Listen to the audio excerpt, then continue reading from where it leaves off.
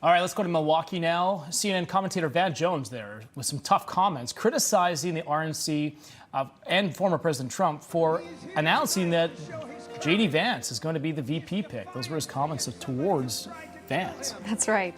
Toning down the rhetoric, not so much in that moment. And we're learning more about the Ohio senator. Apparently, Trump made the call just 20 minutes before the announcement on Truth Social. There was also reporting that it was Don Jr. and maybe even Eric who had said, hey, Dad, this is the guy that you want to choose to be your vice president. Political panel is here to weigh in. Melanie, Collette, former vice chair of the New Jersey Federation of Republican Women, and Mark Lauder, former special assistant to President Trump, both join us live from the RNC. We're happy to have them. Mark, we'll start with you. Your reaction to the news of J.D. Vance as the vice presidential pick and how he's already being described on liberal outlets.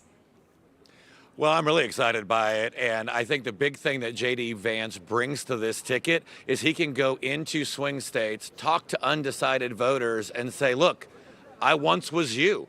I was critical. I wasn't completely on board in 2015, 2016. But when I look at the records of these two men, when I look at the policies and the vision for the future, I got on board with Donald Trump and the America First movement. So come on in. The water's fine. I want to pivot to this here. Joe Scarborough, host of Morning Joe, responding here to being pulled off the air yesterday because of the Trump shooting, so they didn't have a newscast. Watch this. We were very surprised. We were very disappointed. And if we had known that there wasn't going to be the one news feed from NBC News across all NBC News channels, Willie, we obviously would have been in yesterday morning. And let me just say, next time we're told there's going to be a news feed replacing us, we will be in our chairs. We'll be sitting here. Yeah, and the news feed will be us, or they can get somebody else to host the show.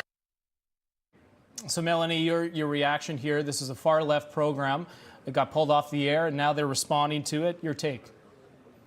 Well, I think that the fact that their bosses don't trust them to not get them sued or not get them criticized because maybe one of their guests or even them themselves are going to make horrible comments, I would be concerned about that if I were them. But let's make no mistake, the reason why they made that decision is to protect their show. It wasn't because of some newfound, kinder, gentler, left-wing news messaging, as evidenced by what was said on CNN. They haven't gotten a memo about turning the temperature down.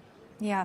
And when we learned yesterday, Mark, that Morning Joe was going to be benched and they were going to roll with the special coverage, you'd think, well, maybe it's a time to do some self-reflection. That perhaps my rhetoric in the past or my statements to viewers that a Trump presidency would mean he could call for the execution of anyone he wanted to, or that he's a threat to democracy, was a bit too far. But it sounds like from this morning's remark, nothing's really changed on his personal analysis. No, it seems like they're going to continue down the path they've been going down, but there's a reason for that.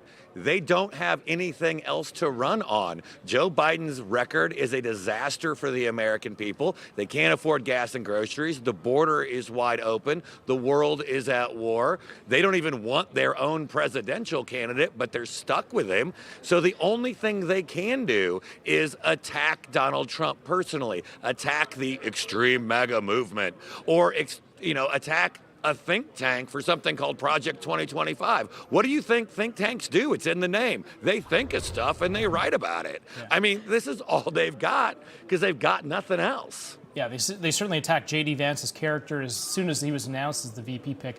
MSNBC, though, Melody, caught up with Donald Trump Jr. on the floor of the RNC. I want to play that exchange. Watch. What is that change going to look like, Don? What practically, your father as president, I think you would even say, was a divisive figure. What's it going to look like in the second term?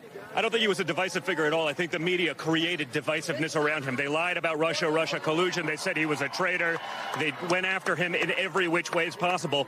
If the media actually starts being an honest broker, talking about the things that he did, the prosperity he brought, the peace deals that he signed around the world, rather than the disaster that we're living right now, I think you'd do everyone in the country a big favor. I know immigration's important to him. I covered the family separation crisis closely. Will we continue to see policies like separating 5,000 children deliberately from their parents? You mean the Obama administration?